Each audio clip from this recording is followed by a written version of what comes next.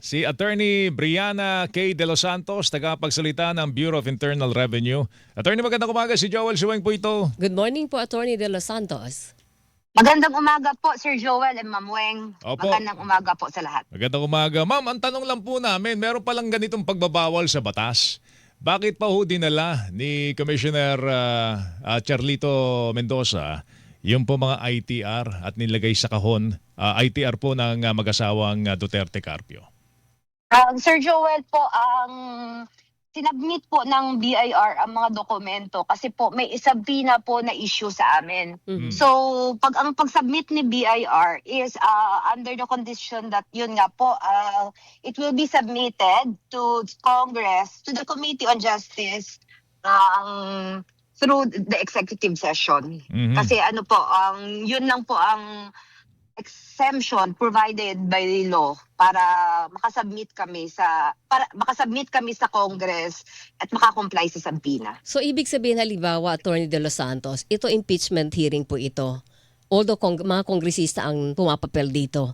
Kung mag-executive session ba sila, pabubuksan niyo yung box? Kasi po under sa 270, sa section 20 ng tax code, ang nakasabi kasi ang exception under the 270 on the rule on confidentiality, makakasubmit kami upon request of Congress and in aid of legislation provided that it is sitting in executive session. So pag comply po ang requirements na yun, pwede pong mabuksan. So, kaya nga, kahit hindi ito legislative inquiry or hindi ito in aid of legislation, impeachment process ito. So, kung ang Justice Committee ay acting as parang prosecutor sa isang impeachment complaint laban sa Vice Presidente, mag-executive session, i-allow niyo po ba? Yun nga po, ang ano namin, napansin nyo rin po nung nag-hearing, nag-explain po si Commissioner Mendoza na ang submission ni BIR on the premise na kasama po si impeachment sa in aid of legislation. 'Di ba yung nag-argue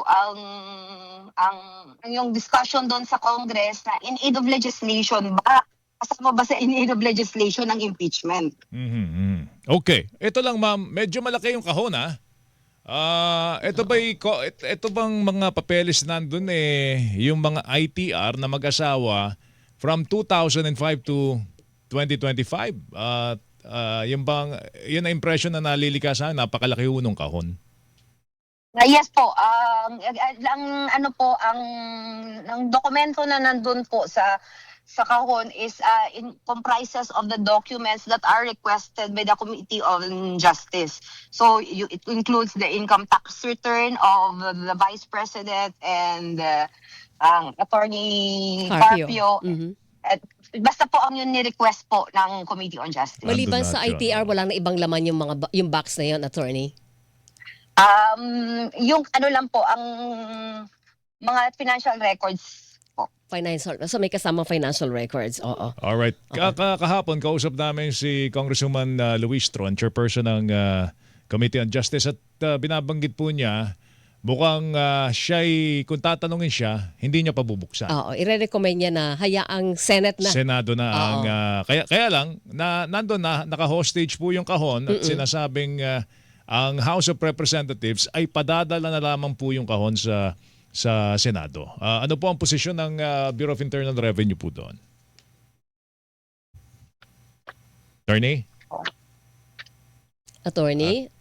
Nasira yata yung linya ni Attorney Brianna. Sige Oo. Kunin natin at... Tsaka ang maganda- laman ng kahon! ITR and financial documents. Alright, Attorney? Okay na, Embak. Ayan. Ayun, Ay ma'am, yes. opo. Opo. Ano ang posisyon ng... sorry, nawala po. Opo. Ano pa ang posisyon ng BIR po doon? At sabi ho ng House Committee on Justice, amin na muna ito, pero padadala namin sa Senado ito. Hindi, kung pag-uusapan yung possibility na ito'y buksan sa House Committee on Justice ay mukhang very small yung possibility na yon. At ang Senado na ho ang bahala. Anong posisyon po ng BIR po doon? We defer po sa committee kung ano po ang desisyon nila kasi sabi naman po they will still settle the issue kung diba, nag-motion na isi-settle mismo muna ang issue kung kung in aid of legislation ba or hindi. Then, on what is the decision of the committee, the BIR will act upon. Okay. So, hihintayin po muna namin kung anong action ng committee. Siguro naman po, magpapatawag pa naman po ng hearing. So, ngayon, we do not want to preempt the outcome of the hearing. So, hintayin na lang po muna namin. Sa April 29 po may panibagong hearing Attorney De Los Santos at doon po inaasahan na magkakaroon ng botohan ang mga miyembro ng Justice Committee on whether to open the box o hindi. Pero kung halimbawa po umakyat ito sa Senado, impeachment court na po yun. Ganun pa rin ba ang posisyon ninyo? O dahil o pwede na siyang buksan dahil korte na ang turing doon sa Senado as sitting as impeachment court? Ang view kasi ni BIR, as said nga po ni Commissioner Mendoza, is we will be conservative muna sa position namin, since the impeachment proceedings was not included into the exceptions on the rule on confidentiality. Kasi po, I hope that people will understand na if ever po na mabuksan siya, so ang violation po is on the end of the BIR officials and employees who provided the information. So we also need to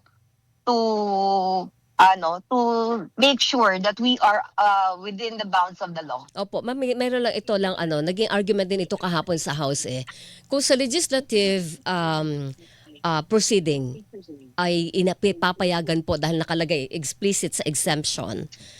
Pero di ba hindi ba ma-higher calling yung tinatalakay dito sa Justice Committee because paghahabol ito na accountability ng isang opisyal ng gobyerno. Kahit pa hindi si Vice Presidente ang pag-usapan natin, sino mang impeachable official na humantong sa ganitong sitwasyon?